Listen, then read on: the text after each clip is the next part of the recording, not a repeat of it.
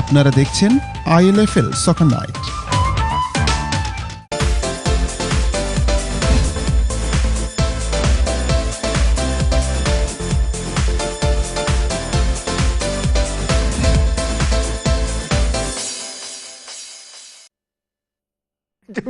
Put them off. Welcome back. It's part 2 of the ILFL Soccer Night show. We've earlier, if you were here, as you should have been, you heard us speaking to the guys from FC Bond who turned up last Thursday, went into their game thinking that 3 points was in the bag, formality, and ended up with a 1-1 draw against Mostyn, and now it was all about bite your nails time, or as a certain Mr. Ferguson called it, squeaky bum. So we then go into Stepney Legends versus Weavers, and Stepney then knew that it was pretty much in their hands now. Turn up, 3 points, and everything would be great. This is what happened. Stepney Legends versus Weavers Vets.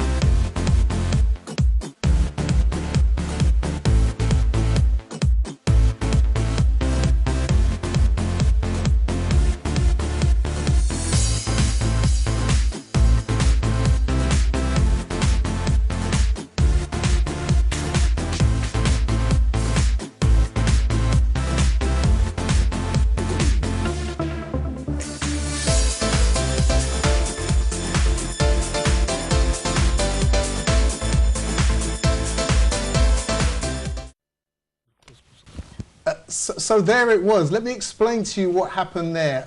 Stepney turned up, or maybe they didn't in the end, because Weavers managed to put together a result and beat them, but by a goal to nil. Let me just, for formality's sake, show you all of the results from all of the fixtures that happened last Thursday in the First Division. Here they are on the screen for you now. So, as you can see, Bondu drew 1-1 with Mostyn. Stepney then lost by 1 goal to nil. The other game that did happen in amongst all of that that evening was Tower Hamlets Vets B beating Riverside by 2 goals to 1. And that did this to the division. FC Bondu, top of the division and champions, 27 points to Stepney's 26 and a far superior goal difference. Well done, gentlemen. So you then had to stand at the side and watch that game going on. What was that like? That was 2 painful 40 minutes. Obviously, drawing against a team that we felt, like Aminu said earlier on, we did really well with the first game with them. We really outplayed them.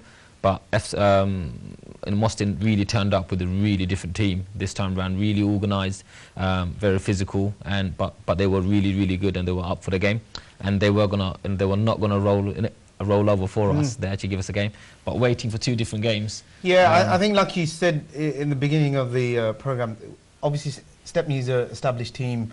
They have a lot of really good players who've been playing in the league, and so everybody was expecting Stepney to kind of walk over through the league. But as the weeks went by, it started to develop between sort of us, Weavers, and Stepney, and we could all kind of beat each other. So, and in the end, it proved that it went right down to the wire where we drew, which meant that it went back to Stepney's hand, and then obviously they started feeling the pressure as well, which meant sort of Weavers gained confidence, and then they managed to get the win, which obviously helped us because we won the league. But I think the crucial game was last week when we played Stepney, because had we lost that game, it would have been more or less over. Pretty much done. But I think the whole team really put up a real good effort during that match. Let's talk about your guy who's top goal scorer. And I was coming to mention him because one of the things that we were kind of Lacking. Well, we were telling him that he's obviously the top scorer, but he hadn't scored against the top team, and Stepney were the top team. So one of the things we kind of set him a challenge, saying you need to score against Stepney in order to establish yourself. And then he definitely stepped up, and he got the first goal, and which gave us the impetus, and we just got another one quickly. But a couple of other people that I think we should mention against the first game against Weavers.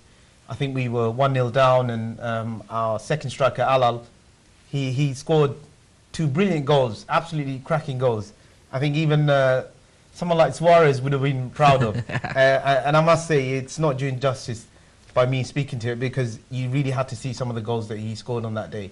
So that game also, spurred us on, and we, as it was coming to the last 3-4 games, I think we kind of knew that it was within our reach. And let's talk about well, I say somebody, another entity that contributes to FC Bondu's success. I mean, I know you're holding, you've had this right from the beginning. Your team kit, I know you want to big up your sponsor, as they say. Is that something you want to do right now? Definitely. Obviously, I need to say a massive thank you to our sponsor. It's the E-Kitchen, also managed by one of our Bondus from very, very long time ago. He's supported us from the beginning, right when we started talking about building this team, and he's been there with us from the beginning and still there with us. So this is where the E-Kitchen. The E-Kitchen, and so if I'm ever passing, give him a call. I can pass by. It's an online takeaway. You can't pass by. Yeah, online takeaway business which provides. I can't pass by. Fast food. I can't pass by. Yeah, I think it's in Stratford, so I'll just have to anyone who wants to order online food, I think they do everything from fast food to pizzas and everything else. Guys, thanks for coming in this evening. It's been great having you on. I'm sure we're going to have you again and again. Good luck with where you go on from here. We're going to talk about you guys and your future progress more and more on this show. It's a short segment this time around, but we're going to come back in the third section. We're going to just finish up what's happening with the Vets League, because there are still a couple of fixtures happening this Thursday and another development still to come. We're going to tell you a little bit more about our upcoming Summer League and the UK BFC, which is starting in a couple of weeks' time. Don't go away. We'll be back after this short break.